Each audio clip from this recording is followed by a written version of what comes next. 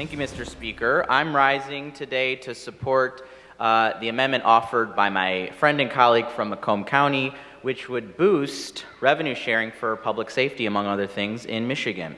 Of course, we know what revenue sharing is. It's the tax dollars that we collect here in the state, and there's an expectation that we return those tax dollars to local governments so that they can fund essential services back home.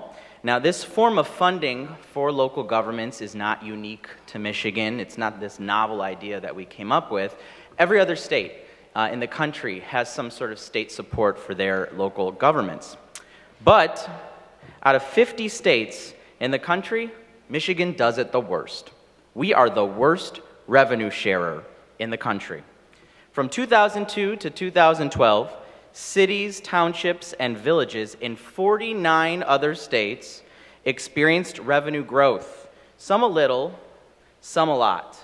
But there's only one state in the country in that time frame that had shrinking municipal revenue. Only one state in the negative. It's us. Michigan is dead last. State support in Michigan to municipalities during that time period declined by 56% in that period of time. That's $8.1 billion in lost revenue to local communities.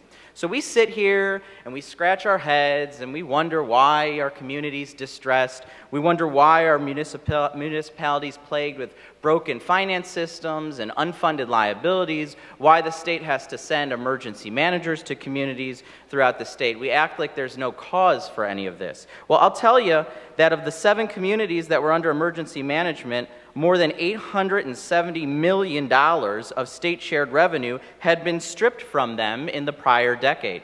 So the state accelerated these financial crises, and unnecessarily so, because during that same period of time, the state of Michigan's revenues increased 29%. This legislature at that time was wrong, and we are equally wrong with this budget. This budget continues to break the promise to local governments. It is $550 million less than the amount of revenue sharing that we promised our local municipalities. So before voting on this amendment and the budget in its entirety, I would encourage any member of this body to talk to their mayor, or talk to their village manager, or talk to their township supervisor before voting, and ask them, if we boosted revenue sharing, what are the first services you would pay for? The answer would be public safety. And that's what my community and scores of others in the state would like to direct these state tax dollars toward. But time and time again, Lansing defunds their ability to do so.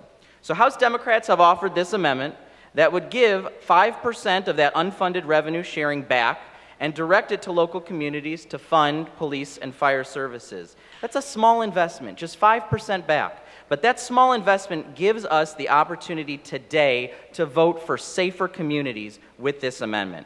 We have the opportunity to move in the direction of the 49 other states whose communities have enjoyed municipal revenue growth.